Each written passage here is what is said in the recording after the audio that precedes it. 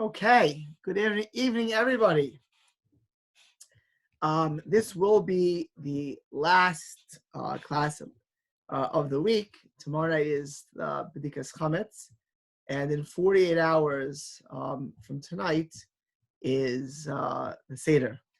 And as I said last week when we started, I guess part 2 of this Bitachon series during this shelter in place because of COVID, when we start focusing on Pesach and the Sedarim.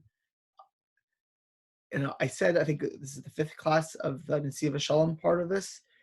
And I said class 1 that we have an opportunity this year to have not just a Manishtana Seder, but a Seder like we've never had before, really on an individual level of connecting to Hashem. And, when we look at the opportunity of the Seder, just 48 hours, I was just thinking on my way here, the amazing thing of this COVID, this little thing, which is so, you need a super microscope to see, is that it can be so powerful and so destructively powerful, and yet go unnoticed. And lahavdil, the complete opposite, the Seder, the power of the Seder, the opportunity of the Seder, if we don't appreciate our opportunity in general. I said a couple of stories a while back about the Seder, but I remember my first year in law school, I had a classmate whose family were very prominent family in Philadelphia. The grandfather had started one of the top firms in Philadelphia, law firms in Philadelphia, which has his name on it. And they were a real reform family, very, very reformed, like barely did anything. And I remember this classmate of mine who I got a little bit to study with, it was Matt. And Matt told me, I said, Matt, do you have a Seder? He said, yeah. He sat there for half an hour with grandma, who was smoking, and we just waited for the food. And he said got nothing from the Seder. It was like a little bit of a making grandma happy type thing. And grandma herself didn't know what the Seder was, just that her grandparents had kept it. And I thought then, but I'm thinking even more now, like the tragedy of the Mats of the world. But for us, I think it's a tragedy for us that if we have a Seder and don't utilize it and underappreciate it, then that would be really tragic. So we really have a tremendous opportunity this year more than others to come into the Seder mentally prepared, spiritually prepared, not only to be cut off from the world, which is I believe under circuits that has a lot of pluses, but to be turned into God and to tuned in to the opportunity that's here. Just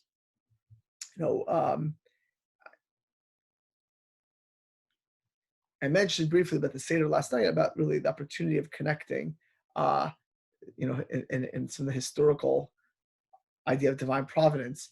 The past, really since the beginning of about 3 weeks ago, I think that we've been in shelter in place for over 3 weeks, maybe a little bit about 3.5 weeks ago, when things started to get all serious,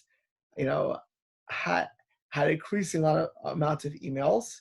And when I do email, whether it's Pesach questions or these type of questions, the COVID questions, or just people are online a lot more now.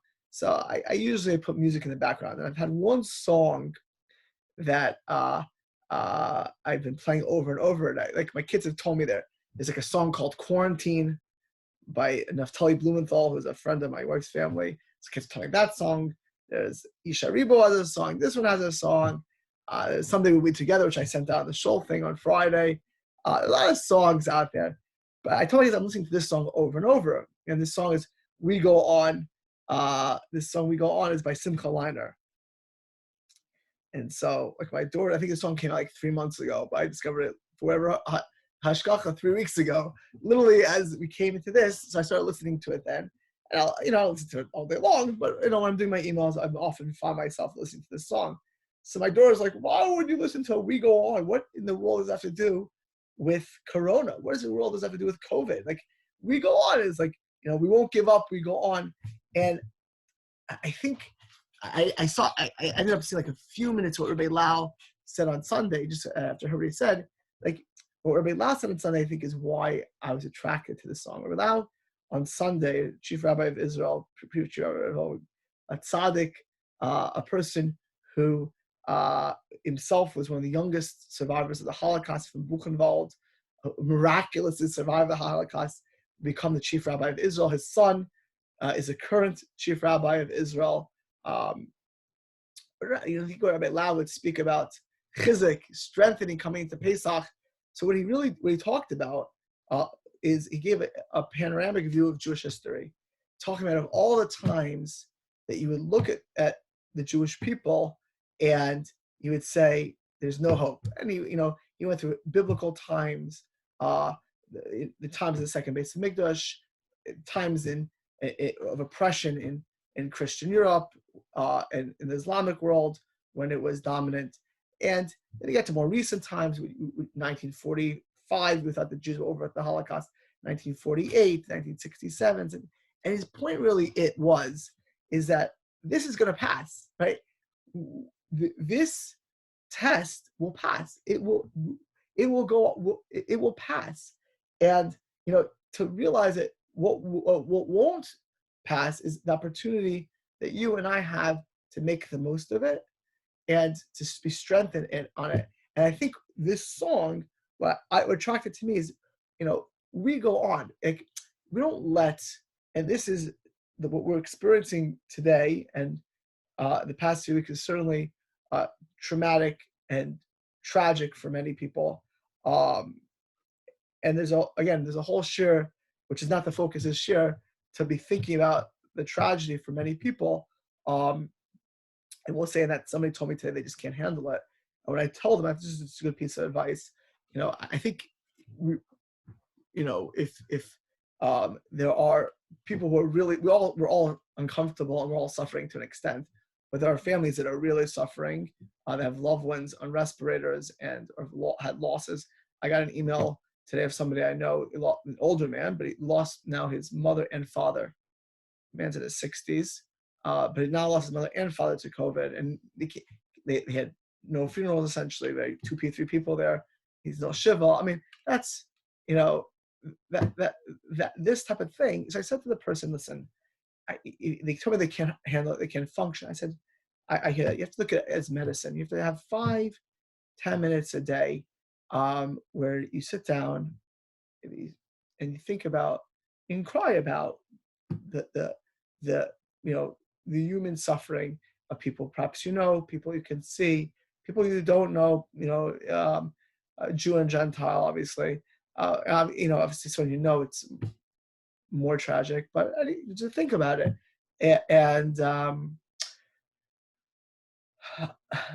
but if it bothers you and it stuns you and it paralyzes you, then it's like medicine. If you can overdose and it becomes a negative, so then you have to be able to shut down so you can function the rest of the day. But I do believe that all of us need a few minutes a day where we're just. I don't think it's healthy to go through the day every 5 minutes to think about it, but when we sit down and we think about the human tragedy that goes on around us.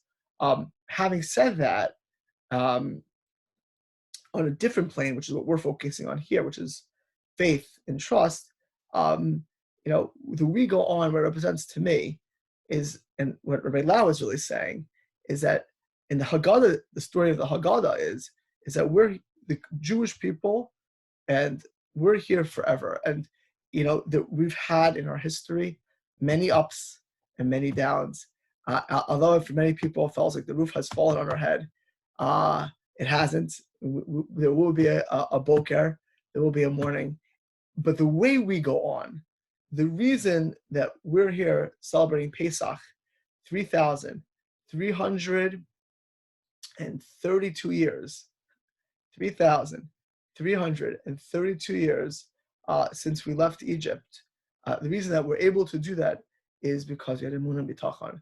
And really, it's only because we know there's a future, we know there's a Kadosh Baruch Hu, that we can come into Pesach and that we could go on and we could be successful, which is, again, why Bitachon is really important. I want to do a little bit of what we're supposed to be doing, and I want to end off with an amazing of Menachem Breslov. Actually, probably this also is one of the most impactful things, which I think about often in many circumstances in life. This is Menachem Breslov. It's an amazing mashal. So, unfortunately, we're not going to get to finish this whole Nesivos Shalom, but we'll get to what we're doing tonight, and we'll at least pick up what we left off last night and touch on from the most important parts. We mentioned last night there are three focuses of emunah, of faith that a yid, every Jew, has to have. Number one, baseline, there's a creator of the world. Number two, that there's hashgacha pratis, divine providence in the world at large, and as us individuals, certainly for the Jewish people.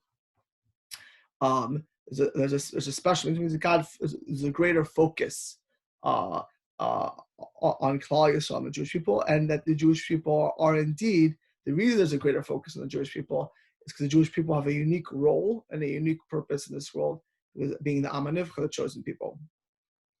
Says the Nesivos Shalom, for this we should be able to explain and elucidate. Gam inyan eser makos, the 10 plagues. Hashem is super b'Torah's kadosh ba'arichas. The Torah, it talks at length. In the details of all 10 plagues. And the Torah, of course, is nitzchis, it's eternal. The Torah is chaim, it's a living Torah. It's not an outdated document. Hamaras haderech Hashem melech, which Torah, but means, of course, hara, which teaches us, which guides us on the way and the path that we're supposed to walk in.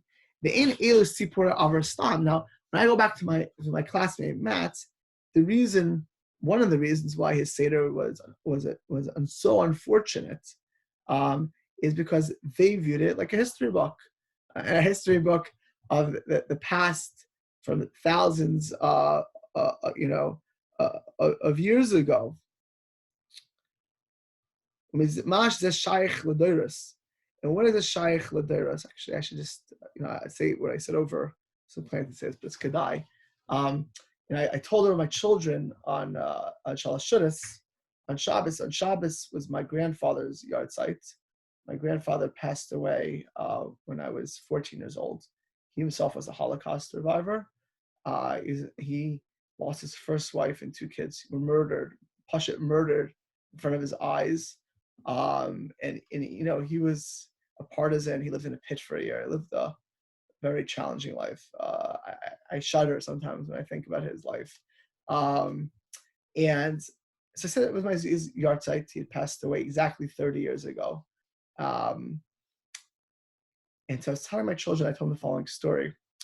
I said there's a man, his name is Salah al-Tamari. Salah al-Tamari was one of the top 5, I would say, people of the PLO for many decades. He was the head of the National Council. He had been offered a position in Arafat's cabinet when they had the PLO for the early, as a government with Arafat. He did turn that down, but he was arguably the most critical person to start the first Intifada. And he has a book, and he writes what motivated him to encourage the Palestinians to take on Israel and cause Intifada, which caused mass deaths and really changed the dynamic. It says the following story. Salah al-Tamari was a Palestinian terrorist who was caught by Israel. He was caught by Israel in 1982 when Israel went in Operation Galilee, when they went into Lebanon, and they caught him, and he was put in jail.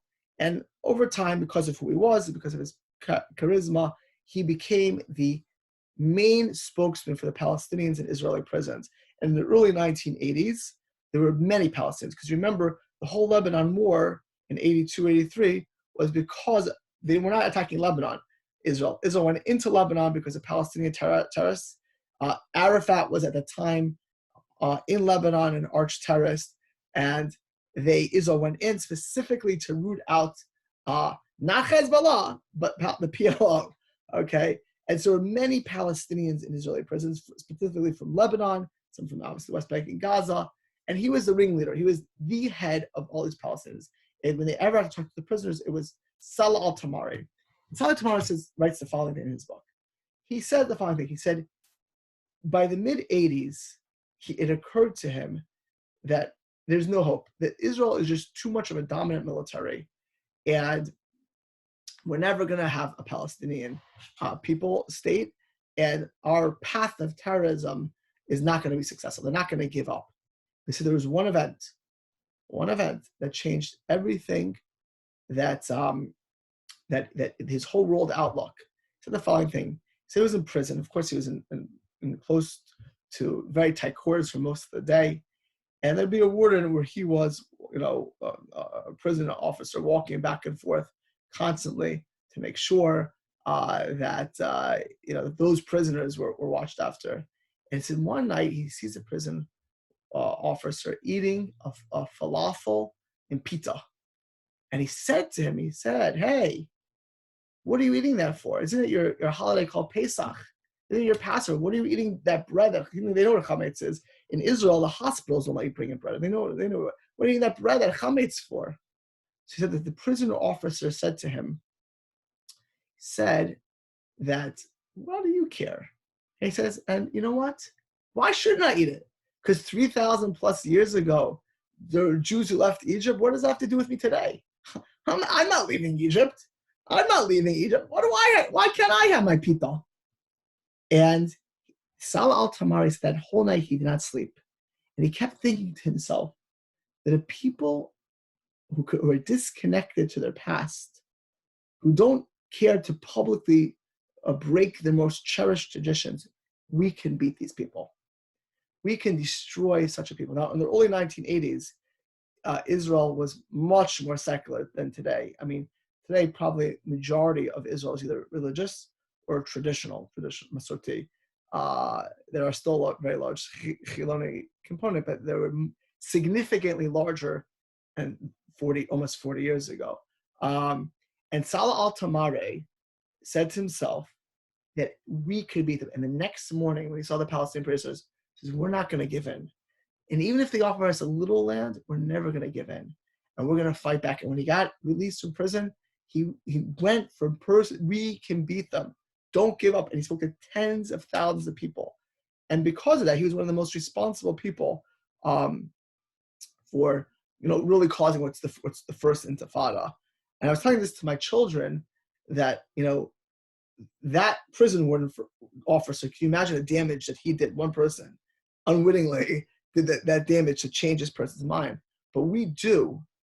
In my family, we're fortunate to know where we come from, and we have a connection to it. And I was telling my kids that you should know the importance of that connection, because it's not the Haggadah. It's mentioning my grandfather. It's his yard site. So I was telling my grandfather in connection, because I have very vivid memories of my grandfather, the Seder. But the Haggadah is not a history book. It's not. We're not eating matzah simply because that's what 3,000 people. We would do that. That would be a good enough reason. But it's speaking to us today. It's a message to us today. It speaks to us to who we are today. The message, the motifs, the hashkafas, the Haggadah are eternal, and they are essence of our future. So it's ein elo sipura of our stam, not just history stories. It's history. What future generations? Elaka Amor.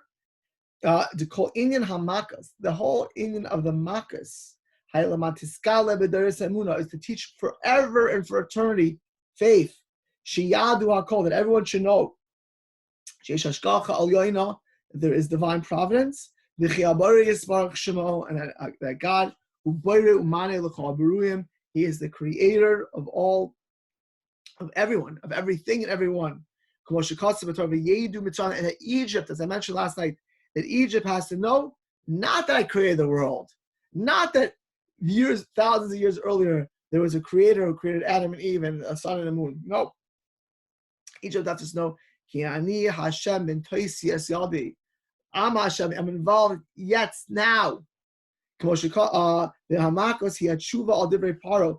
Paro, it was the answer to Paro. Paro says, Mi Hashem. Who is this guy that I should listen to him? When he says, Yadati es Hashem. Who is this guy? Well, I don't know this God. You told me that God said send you out? God says, who is this God? Who is this Hashem? Valdavar Shekasi b'kliyakar as a kliyakar. There's a dying in Prague, a student friend of the Maharalmi Prague, Lavar Ian Ha'ida, Gimel Apami Ki Ani Hashem, Ka'amra B'tchilas Makas Tetzach B'makas Dam Bezat Teda. Right? We say when we Makas, you should know it was me, the Kanayim Mida, as I mentioned last night. Every Makkah was not only exactly fitting the bill, but it hit Egypt, only Egyptians, and you could be your neighbor that had it and not you because it was a Jew. And it hit the Egyptians in everything that they did to the Jews. It's what happened to them. And also ba'achav. We know that tzach ba'achav al-adash. We say every time teda, it should be known. Ki ani Hashem b'kerev haaretz ba'achav b'barer b'avor teda ki ein kamon ba'aretz. Because Paro denied the three inyanim. Paro denied the Creator in three ways. First, he denied there was an ultimate creator, the Metzias Hashem, and even if he said there was an ultimate creator, because Paro himself looked at himself as a god, he thought that he was you don't need to have a god, and either if there is a god, he didn't believe in divine providence, and he certainly did not believe that Hashem could rule over on the on all of nature, and to uproot these three heresies, these three denials of Paro and the Egyptian people as a whole. We have the makas as teda. No, you'll see God. You'll see exactly the consequence. Those teda Kehillas Hashem is the first teda was to show there's a creator of the world. The second teda is God is involved in the world. And the third teda is God, the physical world. The material world is literally, even though there's Elohim, that God creates it, as a self-contained world. Usually, it's not per se a discussion tonight, but it's a major discussion in certain Kabbalistic books, why God created a world of nature, which nature runs of its own, and how you see God in nature, and the exceptions to that rule. But of course, the extent Hashem lets nature run its course, it's because Hashem lets nature run its course, and God Himself controls nature itself. With Tosafos Beer Yishlomo, Tosafos Beer, and just a further explanation, Yishlomo, there's a chidush of Rabbi Yehuda. Rabbi Yehuda, we say in the Haggadah there's 10 makkahs, so we say Dam Tzvardei Kinim, and then Rabbi Yehuda made these acronyms, Tetzach Adash Bachav, right? Tetzach Dam Tzvardei Kinim, to break it down. Shulchara lo move on. It's like you think of the Haggadah. Oh, okay, very nice. He said an acronym. Wow. You know Rabbi Yehuda? Rabbi Yehuda Bar Ilah is one of the greatest students of one of the 5 great students of Rabbi Akiva. So we say, and Rabbi Yehuda said Tetzach Adash Bachav. That's a big deal. My 5-year-old son could do that. And what does the Haggadah telling us? That Rabbi Yehuda made these acronyms. He wanted to mechadish davar. Obviously, there's everything in the Haggadah, everything about Yiddishkeit has depth and meaning. So he said, we really want to be mechadish the davar.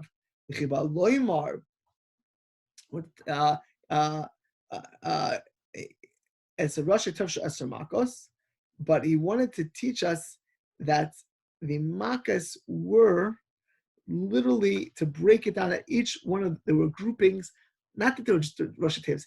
It was groupings of 3 major things. The Makos went on for a period of 1 year. It's a Mishnah. It's a Mishnah in Idias. It's also a Medrash Rabbah. The Makos, from the beginning of the first plague to the end of the last plague, was 1 year, a whole year. And that these Makos literally were to illuminate to the world, to the Mitzrayim, and for the Jewish people for eternity of divine providence. The first 3 Makos were the tzach. The tzach hayim mitachas lefanai shetach ha'adama. Kmo shechas natis yadcha ameim mitzrayim al naras v'hayorim v'lagamim. So Moshe, the first 2 Makos would go to the Nile River. The Nile River was the god of Egypt, which was the dominant, if you think about Egypt, what made Egypt the world power in the ancient world was its geographic location on the Nile. The Nile was a source of life for Egypt. It was what they worshipped. It's what empowered Egypt. It was not the 15% of their GDP. It literally was, everything was connected to GDP. As much as you think of high tech in Silicon Valley, right? What percent of Silicon Valley runs on tech? Egypt ran much more. Without the Nile, Egypt was nothing. So Moshe goes to the Nile, to the Aretz, and it hits the Nile, and then he hits, by Kinam, he hits the ground. Esa Aretz. That's the first three. It's upper Aretz. Okay. The next Makas were what was created on the ground.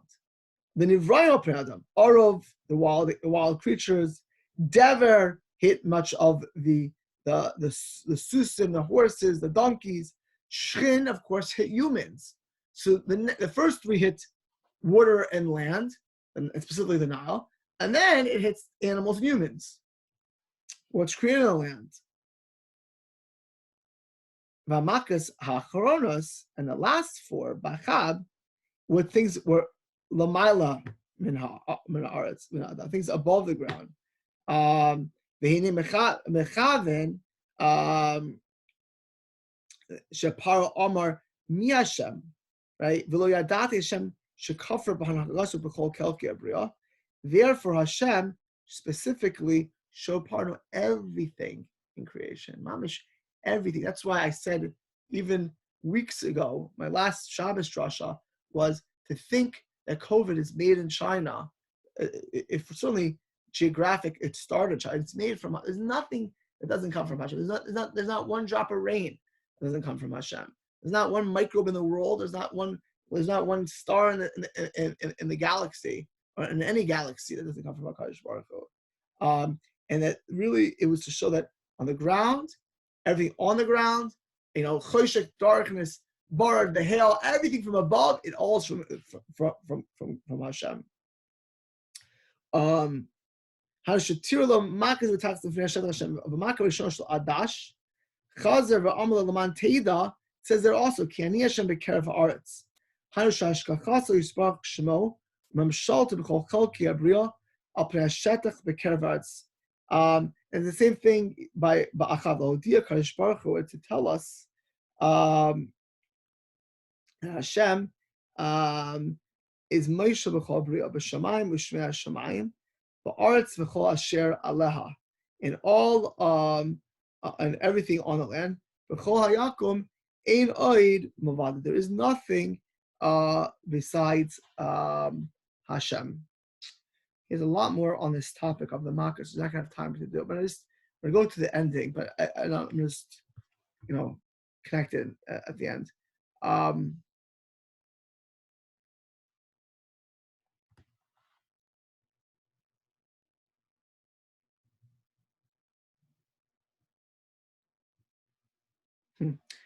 go back to the paragraph.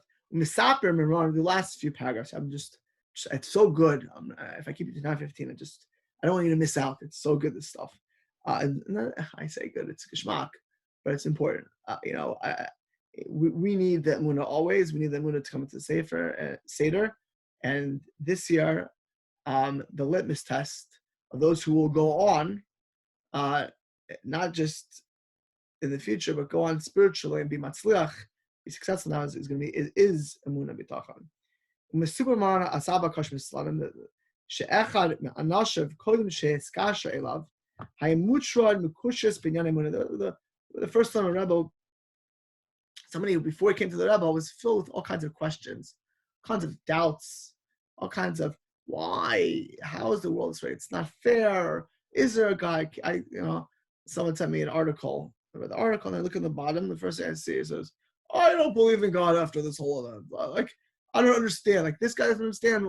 This guy doesn't understand how his radio works. He uses the radio, but he doesn't understand. Some bus driver, some taxi driver, or even some lawyer or doctor, he understands everything in the world, but no, he doesn't understand. But I can't believe in God because he understands this. There are people, they have questions that come from their own deficiencies.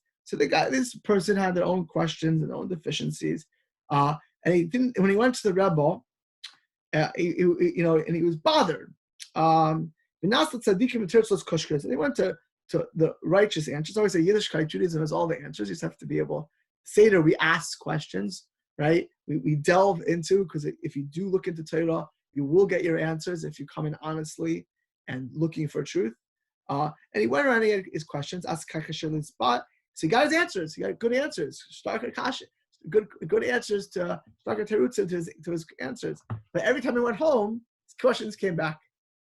Every time he went home, his questions came back. He had an answer come back. I actually had one person I was dealing with for a while.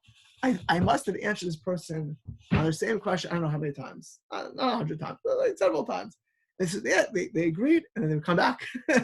It's like, they like rehash itself almost. So yeah, the questions come up again. So he went to different righteous people, and then he came to the son of a rebel. And he threw up all his questions. The Shalom Rebbe, as opposed to his other Rebbes, they answered him. He said, I agree. He went home and came back with his questions afterwards. Someone didn't answer him. Someone did not answer all his questions of faith and doubt. Just said the following thing. Paro hiksha kushas mi Hashem. Paro said, who is God? I don't see God. Let God is Hashem. V'kinei kol kushasov. V'nasla kush baruch malchus. And for every one of Paro's questions, he got clapped. He got punished. He got a plague. And he started to tell this person who asked, listen, the person with the Summer Rebbe was not an unaffiliated Jew from Santa Cruz who doesn't know anything. It was a religious Jew who had these questions, so the answer is a little bit different. He knew the Makkas where you can, but he told this Jew, started telling this Jew how painful and how serious the Makkas were. Gufa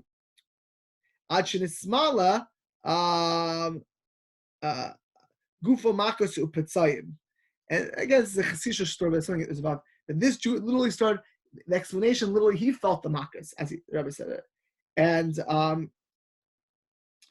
when the point, what he was saying to him is, the Makkas is to tell you itself, the Hashish Behira Samu Be'ishu, the Shiuchel Amor, Bekol Nisyanis Hamuna. Hashem gave these Makkas, you said. He gave the whole Mitzrayim was to teach you Emunah. Right? Let us say that there are things that we don't understand in this world. If you have Emunah, you don't have questions. I mean, HaKadosh Baruch Hu, the whole point of Yetzias Mitzrayim, that you should never have questions. Why don't you have questions? Does Menachem, Levine know all the answers to the world? No, I do not. Do I know why COVID-19 is going? No, I do not. Do I know that why my great-grandparents were murdered in the Holocaust? No, I do not. But I do know without any doubt and with all of my heart and all of my soul, there's a Kadosh Baruch Hu in this world, and he puts the world and us an individual in exactly where we should go. What's the greatest part of that emunah? Where does it start from? It starts from Mitzrayim. And so therefore, you only have questions if you lack a base of emunah. Right? We don't understand. No one understands everything. If I take certain, I take Zyrtec from allergies. I have no idea how Zyrtec works. I know it helps. That's why I take it. Right? Why do I take it? Because because I have seen it works. Right? I know Torah is true because one of the main reasons, is Yetzias Mitzrayim and everything about Yetzias Mitzrayim. So all of these secondary questions you don't have. And the more emunah a person has, not just that they don't have questions, God forbid if they have trauma or tragedy, much deeper than that, they're able to see what they're supposed to be doing under all circumstances, even when they don't know all the whys. This is important because none of us will all have all the answers always. But we know, when you know that there's a Kodesh Baruch Hu, and you know there's a divine providence, and you know that we're the chosen people, you will know what to do for yourself. It's actually amazing. There's a gra. It says that deep down, every person, Vilgain says this, he says in the Mishlei, because of Emunah, if you look at your life, you will always know the right answer. Even though there's no prophecy today, that if you have Emunah, you'll be able to always make the right decision because you will know that inside of you lies the answer you need. If you sometimes we don't want to hear it, you don't want to do it, but when you have emunah, the other things don't bother you. Therefore, Yetzias Mitzrayim is Eser Makas, is Toifus Malkum. It's a main thing. The Makas, we skip part of it, the moral and a lot of interesting things over here. But Echad can come to pure emunah. What does pure emunah mean? That to always know wherever you are, that there's a creator who's involved in your life, who's involved in every aspect of the world, who puts everything where it's supposed to be, and you have a purpose in this world. The idea of a chosen people is for us as a nation, but each one of us as individuals has a set goal and role to play eternally in this world. He says,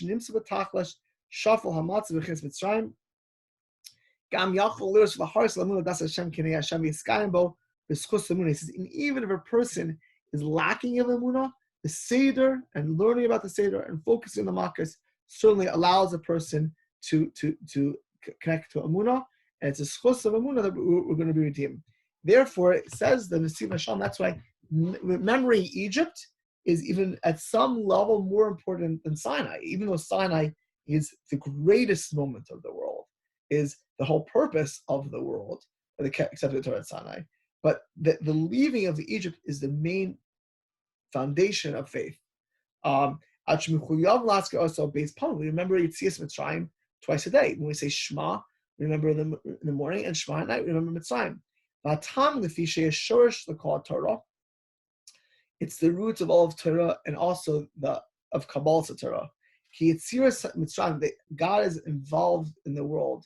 Now, the HaKadosh Baruch Hu, as I mentioned last night, you can't make up a Seder. You can't make.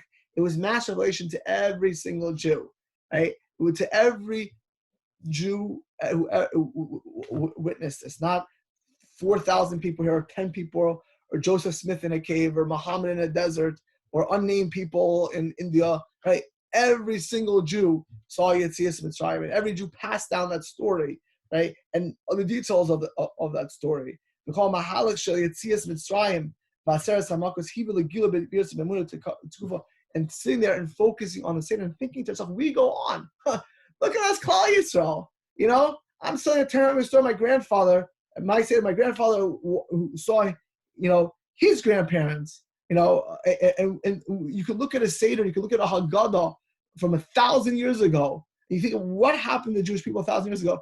Could you my grandfather, and was running in the Holocaust in a billion years. He would never imagine 6.5 million Jews in Israel. Who could have imagined 100 years ago? 100 years ago. In the foggiest dreams, people couldn't have imagined what's going on. To have yeshivas and on normal circumstances in Jerusalem and all around the world, right? We go on, right? And we go on because we're connected to Hashgacha. We believe because Baruch Hu is constant with it. And therefore, on every day we remember Egypt. We wear tzitzis. We say remember Egypt. We wear tefillin. We make kish. Friday night, remember we left Egypt. How much of the Yiddishkeit of Judaism, the mezuzah, reminds us about leaving Egypt. Everything starts with leaving Egypt. It's the foundation of faith. Even the purpose is to get the Torah at Sinai. The reason why we constantly remember Egypt is because it's the foundation of our faith. And the stronger we are in our faith, the more real our emunah is to us. We're great in all things. Therefore, the Zohar HaKadosh says, for this reason, we always remember the leaving of Egypt, all holidays, all Shabbosim, all Kiddush, and all the prayers, and every Shemona Esrei, and every we say about leaving Egypt. Tachazi, says the Zohar HaKadosh, come see who's Yisleida. It is the foundation, the Shurasha, and the root of the Arisa, the Chol Pekude, and all of the mitzvahs, the Chol Mahamnesh, the Masadisa, and all of the true faith that is on. When do we focus on it? We focus on this emunah at the Seder, right? That and the spark plug, the best time therefore is at the Seder. When we sit there, we understand that these facts of of Mitzrayim, that Hashem creates the world, Hashem's involved in the world, and we're the chosen people. And we say B'chol Dor V'Dor, in every generation there are those who try to destroy the Jewish people. Sometimes it's physically, sometimes it's spiritually. Why do we know mention to say this? Because we realize that we're here. We're here today. We are here. I'm a Levite. I think to myself, I even have the Pashat Levite genealogy. That means I'm going like 3,300, more than 3,300, almost 3,700 years to Levi. Father, son, father, son, father, son, father. Only paternal lineage, straight back. Levi, son, Levi, son, Levi, son, Levi, son, Levi, son, right? How in the world are we all here? And it's because of the Simona. It's because of the Seder. We are the eternal people. And the reason where there's millions of Jews in Israel say, because we've never given up this faith. And the best place as a nation and certainly as individuals, I don't think, by the way, it is a coincidence. That Tamar, that Salah al-Tamari, that Pesach story, why was it Pesach? It could have been he saw him breaking the Shabbos. Probably broke the Shabbos. Guy eats chametz on Pesach. You don't think he broke the Shabbos? He didn't think he breaks He breaks Shabbos. You don't think he broke Shabbos? You don't think that he did all kinds of averos in front of this prisoner? You think he just woke up on Pesach? You don't think he probably ate on Yom Kippur? But it's Pesach. A Jew to be connected to Pesach, it means that is the source of our emunah.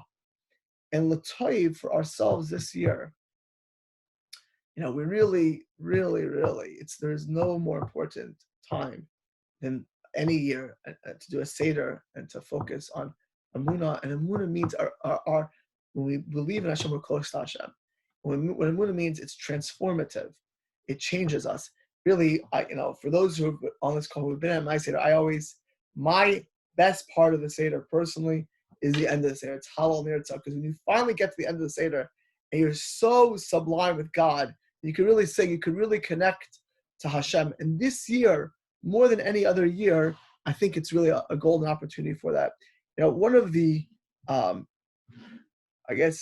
life, all of us often have things that we expected one thing and something else happens, or we had things that we wanted it to happen, or we were hoping to happen, and doesn't always happen. And really, I think the litmus test of emunah, faith, is being able to see the world as what Hashem wants and not what we want. And the way we can live a life of following what Hashem wants, like we want this, and something else happens, is certainly a Bitachon. There's one piece of Menachem Breslau, and often when things, I've got curveballs like all of us in this world, I think of this or Menachem Breslau. Menachem Breslau, it's actually in Ari Kaplan's Restore My Soul, in the introduction. I said this in one of my drushas at least 5 or 6 years ago, but it's such a powerful story. Menachem Breslau says the following thing. He says there was once a person who earned his living by mining clay. And he was mining and mining and mining. He was a poor, poor man. And one day he found a diamond. And 250 years ago, if you found a precious diamond, the place to sell it was London. So this person was ecstatic. He found this beautiful diamond, and now he's going to be rich. His whole life just transferred, and he decided to go to London to sell the diamond on the market. And now he'd have the ability to pay for what he needs, to live a life of comfort. And he was so excited. So he comes to the ship, and he gets to the ship, and they say, "Where's your fare to be on the ship?" And he said, "I don't have any money." He said, "Well, you're not going to the ship, to go to London if you don't have the money." He says, "But I can pay when I get there. I can pay full fare." So they bring the captain. He said, the captain says, "How are you going to pay full fare when you get there?" And this passenger shows the captain this diamond. The captain sees the diamond. He's really impressed. He says, "You're going to have first class. If you have such a diamond, you can be in first class." And this person, this simple person who would mine in the clay mines, is living a life on the first class. And he would eat the most gourmet meals on the ship. And sometimes when he's eating these meals, he would put the diamond in front of him just to stare at it. Just staring at this diamond made him feel so great. It was really so, such a good feeling to think, because the diamond wasn't a diamond. The diamond represented to him his future, his living in a beautiful home, having servants to serve him, helping the people he wanted to help. That diamond, when he saw a diamond, it made him so happy. And one day, as he was finishing his meal and putting the diamond in front of him, he ate so well, he dozed off and, fell slightly asleep. And as he's dozing off, the waiter comes and decides to clean up his meal. And in those days, there was not such a green movement, and they didn't have plastics. They one of the ways they cleaned up is they threw it right into the sea, right into the sea. And the waiter took his plate, not seeing the diamond was there, and threw it into the sea.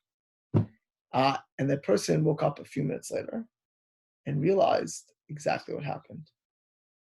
He had lost the diamond. It was thrown into the sea. There's no way he's going to get back. And so at that moment, he said to himself,